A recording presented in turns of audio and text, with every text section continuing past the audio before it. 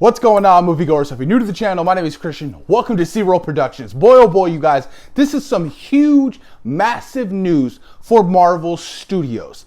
This is big. Ant-Man and the Wasp Quantumania and Black Panther Wakanda Forever have both officially been given the green light to come out in China. This is massive, you guys. Marvel Studios has been missing the China box office since 2019. And it's safe to say that, yeah, it's kind of drastically, affected their box office. Now, I didn't know that they were banned from China. I had no idea. This is kind of crazy to me. And, it's coming out, with the recent reports of, Bob Iger officially coming back to Disney and how he's kind of switching the financial sides and trying to put Marvel Studios, or at least Disney, back on track again. This is crazy. I had no idea, but I'm excited. They both come out in China in February. Now, Black Panther Wakanda Forever, I believe its box office is at $835 million. Can China's box office push it to $1 billion? It's a possibility, and that would be massive for Marvel Studios. Ant-Man and the Wasp Quantumania, can that reach $1 billion? Now, granted, the Ant-Man franchise hasn't been overly successful, but with Quantumania having Kang the Conqueror, this is huge. I mean, it's going to lead into Avengers: The Kang Dynasty and Secret Wars. And everybody's excited to see Kang after, Loki Season 1. I mean, just the trailers alone, Jonathan Majors looks amazing as Kang the Conqueror. I cannot wait to see how he's going to be the next big bad and how we're going to be able to compare him to Josh Brolin's Thanos. Kevin Feige confirmed that Kang the Conqueror is the most powerful villain we've yet to see in the Marvel Cinematic Universe, and I'm so excited, you guys. Let me read you guys some of this article from the MCU Direct. So, for the first time since 2019, a Marvel Studios production will finally be released in the Chinese theaters with Black Panther Wakanda Forever and Ant-Man and the Wasp Quantumania.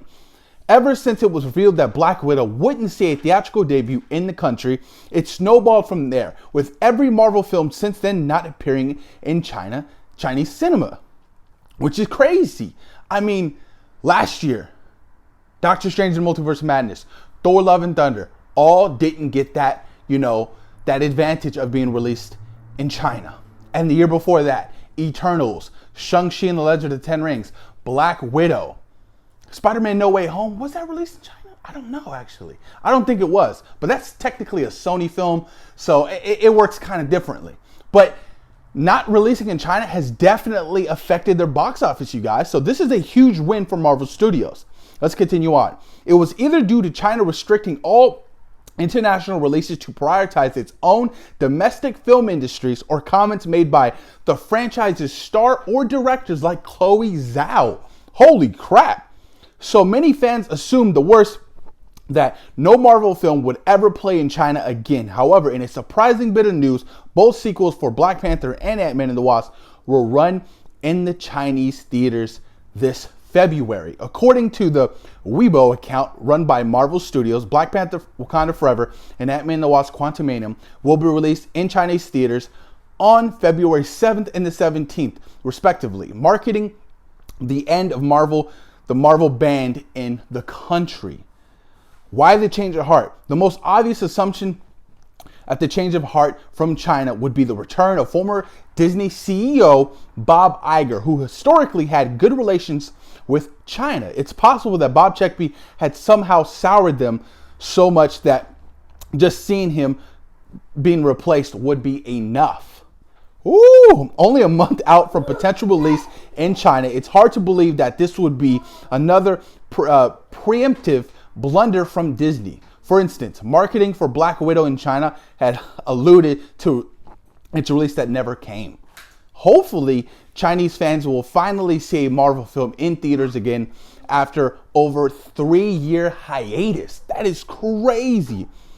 That is massive, you guys. Look, I think this is such a brilliant move if Bob Iger was able to kind of communicate and get Disney back on track with, China's box office. And it's just ultimately, it's important because I feel like, not to have a bunch of Marvel films cross $1 billion is kind of odd and, weird. Like, you think back at like the Civil War era, right? Civil War was making $1 billion, and Black Panther, then Infinity War, then Endgame, then Captain Marvel. You just had a massive run. I mean, Thor Ragnarok made a good amount, 800 million.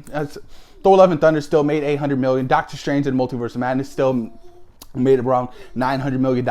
But the only film in Phase 4 to cross $1 billion is Spider-Man No Way Home, and that's it. I mean, now you can take in consideration of the pandemic and all that stuff, and people still aren't comfortable seeing things in theaters. They rather wait till it hits streaming, like on Disney Plus. I get it, it's okay. But I hope that this really propels Marvel's box office back on track to what their juggernaut has been doing over the last 10 years. I mean, ultimately, they've been dominating the box office. So now Wakanda Forever has the possibility to reach $1 billion, which is a huge success. Ant-Man and the Wasp now has the possibility to reach $1 billion at the box office. The Marvels that comes out, Guardians of the Galaxy Volume 3. Could Guardians of the Galaxy Volume 3 be the first Guardians film to reach $1 billion? It's a possibility. I mean, you're going to have a lot of fans there who realize this is the last hoo-ha of the original Guardians, and you have Adam Warlock, and it's exciting. So maybe that will propel Guardians to really push the higher numbers out of the entire trilogy. But damn, now this is kind of crazy. Like I said, I didn't know that they were banned. I didn't know that. I was like, oh, okay, this is very interesting. But this is exciting news.